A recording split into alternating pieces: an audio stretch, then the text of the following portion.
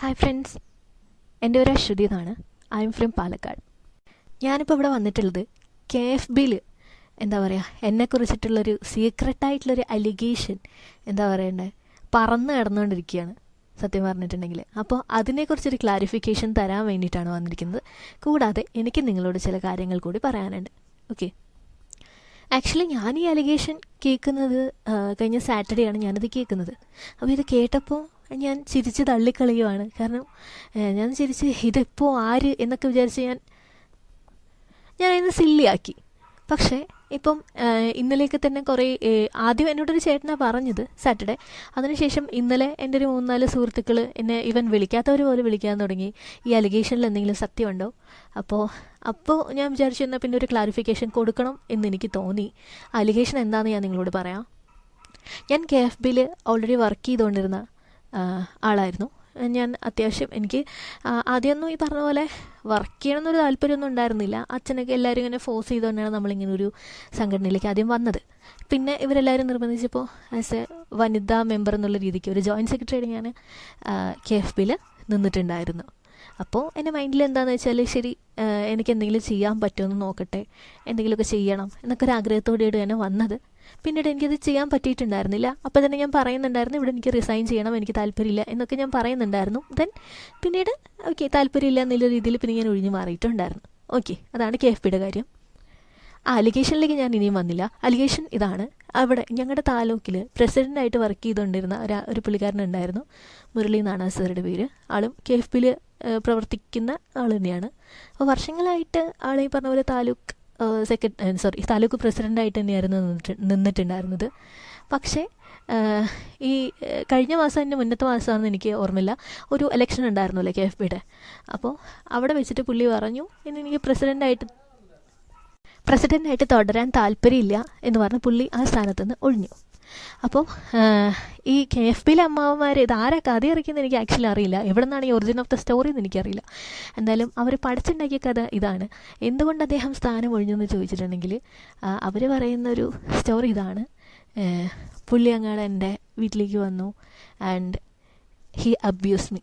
ആളെന്നെ sexually abuse ചെയ്തു എന്നൊക്കെ പറഞ്ഞിട്ടൊരു ടൈപ്പ് ഓഫ് ഡിഫറെൻറ്റ് കഥ അവർ ഉണ്ടാക്കി ഇറക്കി. സത്യം പറഞ്ഞാൽ ഇത് ആരാണ് ഉണ്ടാക്കിയെന്ന് ആർക്കും അറിയില്ല. ഒരു ആൾ വഴി ഇപ്പം ഞാൻ എന്നോടുള്ള സുഹൃത്തുക്കളോട് ഇങ്ങനെ ചോദിക്കും ഇത് ആരാ പറഞ്ഞേ, അപ്പം എന്നോടൊരു വേറൊരാളായിട്ട് പറഞ്ഞു, അല്ലെങ്കിൽ ഇന്നയാളുടെ പേര് പറയാൻ പറ്റൂല. അങ്ങനെ അതായത് ഈ പറഞ്ഞു വിട്ട വ്യക്തി എന്തെന്ന് വെച്ചാൽ ഈ കഥ കണ്ടുപിടിച്ച ആളെന്ത് പറയുമെന്ന് വെച്ചിട്ടുണ്ടെങ്കിൽ വേറൊരാളോട് പറഞ്ഞിട്ട് പറയും ഇത് സത്യമാണോ അല്ലേന്ന് അറിയില്ല, പിന്നെ ഞാനാണ് ഈ കഥ പറഞ്ഞതെന്ന് പറയരുത് എന്ന്. അതായത് ഇതിൽ ഏറ്റവും വലിയ രസം എന്താണെന്ന് വെച്ചിട്ടുണ്ടെങ്കിൽ ഈ കഥയിൽ 2 പേര്, അലിഗേറ്റഡ് ആയിട്ടുള്ള 2 പേര്, ഞാനും പിന്നെ ആ സാറും, ഞങ്ങൾ 2 പേരുമാണ് ഈ കഥ ഏറ്റവും ലാസ്റ്റ് അറിയുന്നത്. ഇന്നലെയാണ് ഞാൻ അറിയുന്നത് മുരളി സാർ ഈ കഥ അറിയുന്നത് വെള്ളിയാഴ്ചയാണെന്നും ഞാനിതറിയുന്നത് സാറ്റർഡേ ആണെന്നും. ബാക്കി ഉള്ളവർക്ക് ഓൾമോസ്റ്റ് 1 ആഴ്ച 2 ആഴ്ചയൊക്കെ ആയിട്ട് ഈ കഥയൊക്കെ അറിയാം. എന്നാൽ ഈ കഥ ഇറക്കിയവർ ആരെയാണ് ടാർഗറ്റ് ചെയ്യുന്നത് എന്ന് എനിക്കറിയില്ല. ഇതിപ്പോൾ ഒരുമാതിരി ഹേമ കമ്മിറ്റി റിപ്പോർട്ട് കോപ്പി അടിച്ച പോലെയായി. പക്ഷേ ഇവിടെ ഒറ്റ വ്യത്യാസമേ ഉള്ളൂ, മറ്റേ വിക്ടിമിൻ്റെ പേരും അതുപോലെ വേട്ടക്കാരൻ്റെ പേരും പുറത്തുണ്ട്.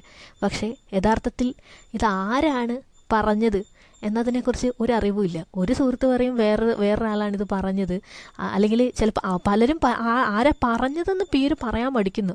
അപ്പോൾ ചിലരോടൊക്കെ നിർബന്ധിച്ചപ്പോഴാണ് 2-3 പേരെങ്കിലും കിട്ടിയത്. പക്ഷേ ഇതിൻ്റെ ഒറിജിൻ ആരാന്ന് ഇപ്പോഴും കിട്ടിയിട്ടില്ല. എനിക്ക് ആക്ച്വലി ഇതിൻ്റെ ഒറിജിനൽ എവിടെ നിന്നാണെന്ന് എനിക്ക് അറിയണമെന്ന് ശരിക്കും ആഗ്രഹമുണ്ട്. ഇപ്പം എന്തായാലും കേട്ടിട്ടുള്ള പേരുകളിൽ 2-3 പേര് ഇതൊക്കെയാണ്: ഷെരീഫ്, സിദ്ദിഖ് ആൻഡ് PR രാജേഷ്. ഈ ഒരു 3 പേരാണ് തലപ്പത്ത് നിന്ന് കേട്ടത്. അതായത് ഇവരിൽ നിന്നൊക്കെയാണ് പലരും ഈ ഒരു കഥ കേട്ടിട്ടുള്ളതെന്ന് എന്നാണ് ഞാൻ കേട്ടിരിക്കുന്നത്. അപ്പോൾ ഇനി ഇവർക്ക് മുന്നിൽ ആരെങ്കിലും ഉണ്ടോ എന്ന് എനിക്കറിയില്ല, ഇവരെങ്ങനെ ഈ കഥ അറിഞ്ഞു എന്ന് എനിക്കറിയില്ല. അപ്പോൾ ആരെങ്കിലും ഇതിൻ്റെ ഒരു ഒറിജിൻ വിശദമാക്കിയാൽ നന്നായിരുന്നു. പിന്നെ ഇതിൻ്റെ ഒരു ക്ലാരിഫിക്കേഷൻ ഞാൻ എന്തായാലും തരാം. ഈ മുരളി സാറിനെ ആക്ച്വലി ഞാൻ 8ാം ക്ലാസ് 9ാം ക്ലാസ് ആ സമയം മുതൽ എനിക്കറിയാം. കാരണം എന്ന് വെച്ചിട്ടുണ്ടെങ്കിൽ പുള്ളിൻ്റെ സ്കൂളിലെ IED ടീച്ചറായിട്ട് ഓൾറെഡി വർക്ക് ചെയ്തിട്ടുണ്ടായിരുന്നു. പിന്നെ വീട്ടിൽ വന്നു എന്ന് പറഞ്ഞത് അതും ഈ പറഞ്ഞ പോലെ 8ാം ക്ലാസ്സിലും 9ാം ക്ലാസ്സിലും ആണ് വീട്ടിലേക്ക് വന്നിരിക്കുന്നത്, അല്ലാതെ ഈ ഇടയ്ക്കും അല്ല. അപ്പോൾ ആ സമയത്ത് എൻ്റെ വീട്ടിൽ വന്നിരുന്നു, 5 മിനിറ്റ് നിന്നിരുന്നു. ആസ് എ സ്റ്റുഡൻറ്റ് എന്ന രീതിയിലാണ് വീട്ടിൽ വന്നിട്ടുള്ളത്. അതിനപ്പുറത്തേക്ക് ഒരു വേ ഓഫ് അപ്രോച്ചും ഉണ്ടായിട്ടില്ല. പിന്നെ ഇവിടെ പലരും പറയുന്ന കേട്ട് ശരിയാണ്, പുള്ളിക്കാരൻ്റെ വേ ഓഫ് അപ്രോച്ച് അത്ര ശരിയല്ല അങ്ങനെയൊക്കെ പറയുന്ന കേട്ടു. ആവാം, ആയിരിക്കാം, അല്ലായിരിക്കാം. That is not my concern. Okay, പക്ഷെ എന്നോട് എങ്ങനെയെന്നുള്ളൊരു സാധനമല്ലേ ഞാൻ ഓർക്കുന്നുള്ളൂ. ഓക്കെ, എന്തായാലും ഈ കഥ ഇറക്കിയവരോടും ഇത് പറഞ്ഞു നടക്കുന്നവരോടിട്ട് എനിക്കൊരു കാര്യം ചോദിക്കാനുണ്ട്. എന്ത് അടിസ്ഥാനത്തിലാണ് നിങ്ങൾ ഇത്തരത്തിലുള്ള കഥ പടച്ചു വിട്ടത്? ആർക്കു വേണ്ടി, എന്തിനു വേണ്ടി? രണ്ടാമത്തെ ചോദ്യം, ഇതിനിപ്പോൾ എനിക്കറിയാം ഗേൾസ് ഉൾപ്പെടെ ഇത്തരം കഥകൾ പറഞ്ഞു നടക്കുന്നുണ്ട്. അപ്പോൾ അവരുടെ ഒരു ചോദ്യം എന്ന് പറയുമ്പോൾ, നിങ്ങളിപ്പോൾ എന്ത് വേണേലും പറഞ്ഞോളൂ, ഇങ്ങനെ കേട്ടിട്ടുണ്ടെന്ന് പറഞ്ഞെങ്കിൽ ഇതുപോലെ ഇങ്ങനെ എന്താ പറയുക KFP കമ്മ്യൂണിറ്റിയിൽ ഇങ്ങനെ പരത്തിക്കോളൂ, ഒരു പ്രശ്നമില്ല. പക്ഷെ പൊന്നു മക്കളെ, നാളെ നിങ്ങൾക്കെതിരെയും ഇതുപോലെ ഇല്ലാത്ത അലിഗേഷൻസ് വന്നു പോയേക്കാം. കാരണം ക്രോസ് ചെക്ക് ചെയ്യാതെ ഒരു സാധനം പറയരുത്. നിങ്ങൾ ഒരു സംഭവം കേട്ടിട്ടുണ്ടെങ്കിൽ അതിൻ്റെ എന്തെങ്കിലും സത്യാവസ്ഥയുണ്ടോ എന്നതൊന്നുകൂടി അന്വേഷിക്കാനുള്ള ഒരു മിനിമം ബാധ്യതയില്ലേ? അറ്റ്ലീസ്റ്റ് ഈ കേട്ട് അങ്ങോട്ടും ഇങ്ങോട്ടും പറയുന്നവർ, ഇപ്പം ചില സുഹൃത്തുക്കൾ എന്നോട് വന്ന് ചോദിച്ച പോലെ ഇങ്ങോട്ട് വന്ന് ചോദിക്കാനുള്ള മിനിമം ഒരു കോമൺ സെൻസ് എങ്കിലും കാണിച്ചു കഴിഞ്ഞാൽ നന്നായിരുന്നു. ഇതിപ്പോൾ ഞാനായതുകൊണ്ട് ഇങ്ങനെ കേട്ടിരുന്നു. സത്യം പറഞ്ഞാൽ ഇതിനൊന്നും റിയാക്ട് ചെയ്യേണ്ട, അല്ലെങ്കിൽ വാട്ട് ഈസ് സില്ലി, അത്രയും ഒട്ടും സീരിയസ് അല്ലാതെ ചിരിച്ച് തള്ളിക്കളഞ്ഞ കേസാണ്. പിന്നെ ഇന്നലെ ഇതുപോലെ 3-4 സുഹൃത്തുക്കൾ ഇങ്ങനെ എന്നോട് വന്ന് പിന്നെ ചോദിച്ചതുകൊണ്ടും അപ്പോഴാണ് ഞാൻ എൻ്റെ സീരിയസ്നെസ് എത്രയാണെന്ന് മനസ്സിലാക്കിയത്. അതൊന്ന്. പിന്നെ ഇപ്പം എൻ്റെ പിന്നിൽ അത്യാവശ്യം എനിക്ക് സുഹൃത്തുക്കളുണ്ട്, വേറെ കുഴപ്പമൊന്നുമില്ല. എനിക്ക് എന്താ പറയുക എക്സ്പ്ലനേഷൻ കൊടുക്കാനോ അല്ലെങ്കിൽ ഇതുപോലെ പബ്ലിക്കായിട്ട് നിന്ന് സംസാരിക്കാനോ വലിയ കുഴപ്പമൊന്നുമില്ല.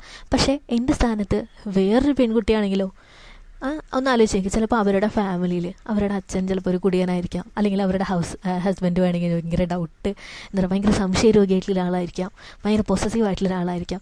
അപ്പോൾ അങ്ങനെ ഒരു സിറ്റുവേഷനിൽ അങ്ങനെ ഒരു കുട്ടി ഇതുപോലൊരു കഥ കേൾക്കുവാണെങ്കിലോ, അപ്പോൾ എന്തായിരിക്കും അവരുടെ അവസ്ഥ? അപ്പോൾ എൻ്റെ ഉദ്ദേശത്തിലേ ഉള്ളൂ, ഇന്ന് എനിക്ക് ഇങ്ങനെ ഒരു അലിഗേഷൻ ഉണ്ടെങ്കിൽ നാളെ ഇത് വേറൊരാൾക്കും വരരുത്. എനിക്കെതിരെ ഒരു അലിഗേഷൻ വന്നു കഴിഞ്ഞാൽ പോട്ടെ പുല്ല് എന്നുള്ളൊരു സാധനം തന്നെയാണ് എനിക്ക്. ഓക്കെ, കാരണം ഞാനൊരു നല്ലൊരു സർട്ടിഫിക്കറ്റ്, എന്താ പറയുക, നിങ്ങളുടെയൊക്കെ സ്വഭാവ സർട്ടിഫിക്കറ്റ് നിന്നിട്ട് ജീവിക്കണമെന്ന് എനിക്ക് യാതൊരു നിർബന്ധമില്ല. പക്ഷേ ഒന്നുണ്ട്, വേറൊരാൾക്കെതിരെ ഇതുപോലൊരു അലിഗേഷൻ വരരുത്. നാളെ അവരത് മാനസികമായിട്ട് ബുദ്ധിമുട്ടുണ്ടാക്കരുത്. അവരുടെ ഫാമിലിയോ അല്ലെങ്കിൽ അവരുടെ ഹസ്ബൻഡോ അങ്ങനെ ആരെങ്കിലും ആവട്ടെ, അതുവഴി ഏതൊരു പെൺകുട്ടിയെ അത് അഫക്റ്റ് ചെയ്യരുത്. പെൺകുട്ടിന്ന് മാത്രമല്ല ഞാൻ പറയുന്നത്, അതൊരു ബോയ് ആണെങ്കിലും അവരെ അഫക്റ്റ് ചെയ്യരുത് എന്ന് പറഞ്ഞില്ല. ഇപ്പോൾ ഇന്ന് ഞാൻ മുരളി എന്നാണെങ്കിൽ നാളെ വേറൊരു ഗേൾ, വേറൊരു ബോയ്, XOR Y, അപ്പോൾ ആരുടെ പേര് വേണമെങ്കിലും വരാം. അപ്പോൾ അവരെ കൂടെ പ്രൊട്ടക്റ്റ് ചെയ്യുക എന്നൊരു ഉത്തരവാദിത്തം കൂടി എനിക്കുണ്ട്. അതുകൊണ്ട് കൂടിയാണ് ഞാൻ ഈ ഒരു വീഡിയോ ചെയ്യുന്നത്. ഇനി KFBനെ വിശ്വസിച്ച് നിൽക്കുന്ന കുറേ ആൾക്കാരുടെ അടുത്ത് എനിക്ക് പറയാനുള്ളത്, എൻ്റെ പൊന്നു മക്കളെ, ഇവിടെ നിന്നിട്ട് പ്രത്യേകിച്ച് വലിയ കാര്യമൊന്നുമില്ല.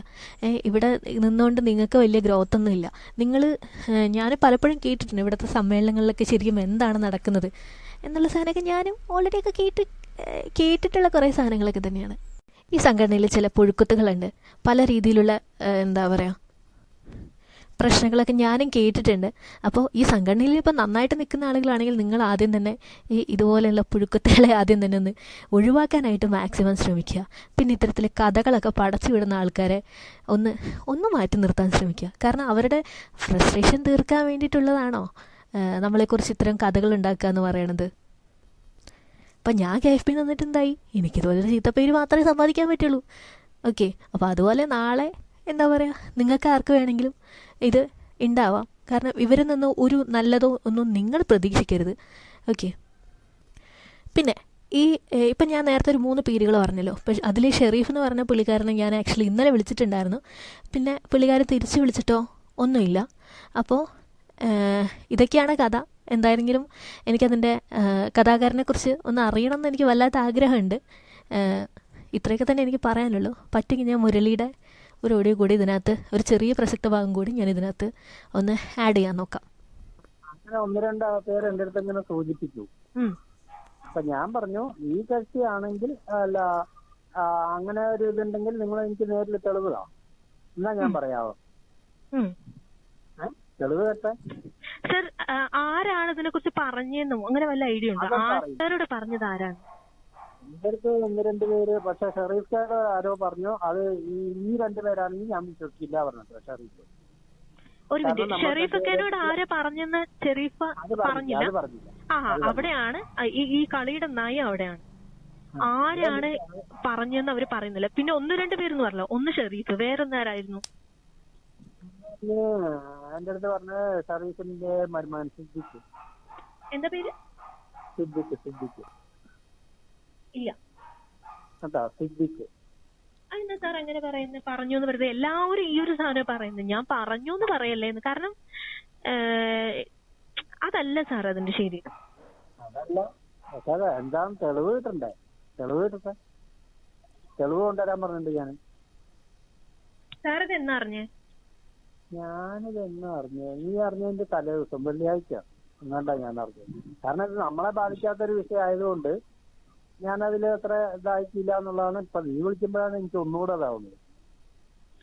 അല്ല, എനിക്കതൊരു വിഷയമൊന്നുമല്ല. പിന്നെ എന്താണെന്നറിയോ, ഇതറിയണം കുറെ അന്ധൻ കമ്മ്യൂണിറ്റികൾ, സത്യം പറയുന്നത് അന്ധൻ അമ്മാവന്മാര് കുറെ കൊണയ്ക്കാൻ വേണ്ടി കുറെ വാട്സപ്പ് ഗ്രൂപ്പ് ഉണ്ടാക്കിയിട്ടുണ്ടാവും.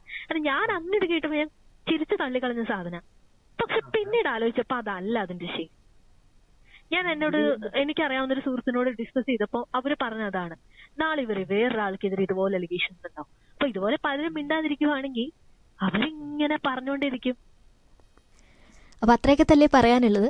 പിന്നെ വേണമെങ്കിൽ നിങ്ങൾക്ക് കഥ പഠിച്ചു വിട്ട മിസ്റ്റർ കഥാകാരനോട് നിങ്ങൾക്ക് വേണമെങ്കിൽ ഇതിൻ്റെ രണ്ടാമത്തെ പാർട്ട് വേണമെങ്കിൽ ഇറക്കാം. നിങ്ങളുടെ ഫ്രസ്ട്രേഷൻ അങ്ങനെയെങ്കിലും തീരുവാണെങ്കിൽ തീരട്ടെ. അത്ര വലിയ ദാരിദ്ര്യമാണെന്ന് നിങ്ങൾക്ക്. അപ്പോൾ അത് അടുത്തിറക്കേണ്ട ഫ്രസ്ട്രേഷൻ വേണം. ഞാൻ തന്നെ പറഞ്ഞുതരാം എങ്ങനെയാണെന്ന്. ഇപ്പോൾ ഈ ഓഡിയോ ക്രിയേറ്റ് ചെയ്തതാണെന്ന് നിങ്ങൾക്ക് ഉണ്ടാക്കാം. പിന്നെ ഏതോ സിനിമയിൽ ആരോ മറ്റേ കമലോ ആരോ എങ്ങാണ്ട് 5 ലക്ഷം 10 ലക്ഷം രൂപ എങ്ങാണ്ട് കൊടുത്ത് സെറ്റിൽ ചെയ്തു എന്നൊക്കെ പറഞ്ഞില്ലേ, അതുപോലെ ഈ പുള്ളിക്കാരൻ കൊടുത്ത് സെറ്റിൽ ചെയ്തതാണ് എന്നൊക്കെ പറഞ്ഞിട്ട് വേണമെങ്കിൽ പുതിയ സെക്കൻഡ് പാർട്ടൊക്കെ ഉണ്ടാക്കാം കേട്ടോ.